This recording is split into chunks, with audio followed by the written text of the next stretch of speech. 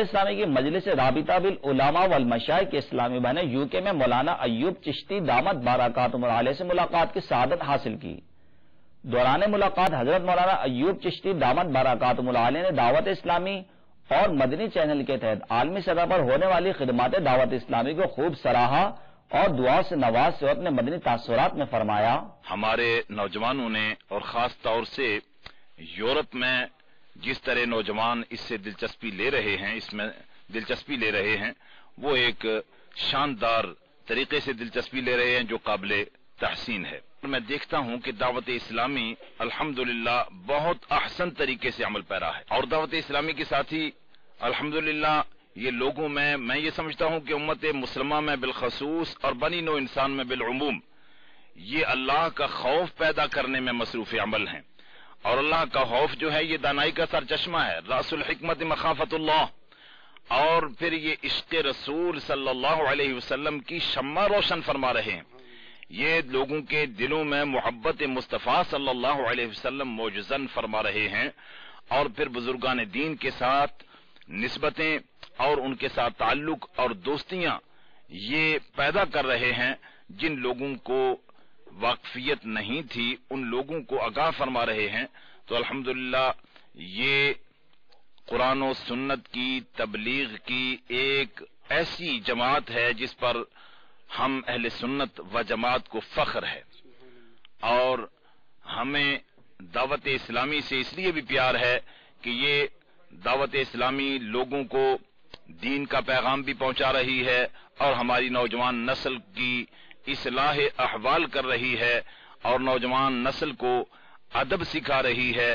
اور میں یہ سمجھتا ہوں کہ جو لوگ یہ سمجھتے ہیں کہ ہمارے بچے باادب ہو جائیں وہ اپنے بچوں کو دعوت اسلامی کے ساتھ منسلک فرما دیں، جو لوگ یہ سمجھتے ہیں کہ ہم بھٹک رہے ہیں اور ہمیں سکون اور اطمینان حاصل نہیں ہے وہ خود دعوت اسلامی میں شامل ہو جائیں، تو یقیناً ان کو سکون اور چین بھی آ جائے گا، اطمینان بھی ہو جائے گا۔ اور میں یہ سمجھتا ہوں کہ دنیا کے بھی یہ دعوت اسلامی کے ساتھی بہترین ساتھی ہیں، اور دعوت اسلامی کے دوست جو ہیں یہ آخرت کے بھی بہترین ساتھی ہوں گے۔ حضور شیخ طریقت امیر اہل سنت بانی دعوت اسلامی حضرت علامہ مولانا محمد الیاس قادری رضوی دامت برکاتہم العالیہ، انہوں نے انتہائی خلوص کے ساتھ کام شروع کیا۔ میں دیکھتا ہوں کہ وہ جو جذبہ لے کر، وہ جو محبت لے کر، وہ جو عشق لے کر سرکار کی سنتیں پھیلانے کا تشریف لائے تھے اور آغاز فرمایا تھا، آج وہ گلشن ہرا بھرا نہیں بلکہ پھلا اور پھولا ہے، اور اس پھل سے نہ صرف پاکستان بلکہ یورپ اور دنیا بھر کے مسلمان فائدہ اٹھا رہے ہیں۔ مدنی چینل الحمدللہ ثم الحمدللہ، مدنی چینل کے بارے میں تو اجتماع جمعہ میں بھی کبھی کبھی میں یہ کہا کرتا ہوں کہ مدنی چینل ایسا چینل ہے جو مکمل طور پر شریعت مطہرہ کے مطابق تمام پروگرام جو ہے وہ نشر کر رہا ہے۔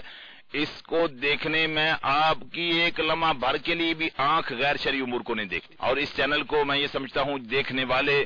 یقیناً اپنی قسمت اور مقدر پر ناز کر رہے ہیں کہ یہ چینل دیکھنے سے ان کے گھر کا ماحول بدل رہا ہے، گھر میں برکتیں آ رہی ہیں، اور گھر میں سکون اور اطمینان آ رہا ہے، سرکار کی محبت کے نغمے گائے جا رہے ہیں، اور سرکار کے عشق و محبت کی وہ جو مہک ہے وہ گھر گھر میں رونقیں اور ضیاءپاشیاں کر رہی ہے۔ یہ مدنی چینل دیکھ کر میں یہ سمجھتا ہوں کہ بہت زیادہ لوگوں کے نفع اٹھائے ہیں، اور مدنی چینل کے ساتھ جس طرح ہم دیکھ کر نفع اٹھا رہے ہیں ہمیں تعاون بھی کرنا چاہیے کہ یہ مدنی چینل ہمیشہ اسی طرح اپنے کام اس سے بھی زیادہ بڑھ چڑھ کر انجام دیتا رہے، اور خاص طور پر جب مدنی مذاکرہ ہوتا ہے اور حضرت صاحب تشریف لاتے ہیں تو میں خصوصی طور پر وہ دیکھ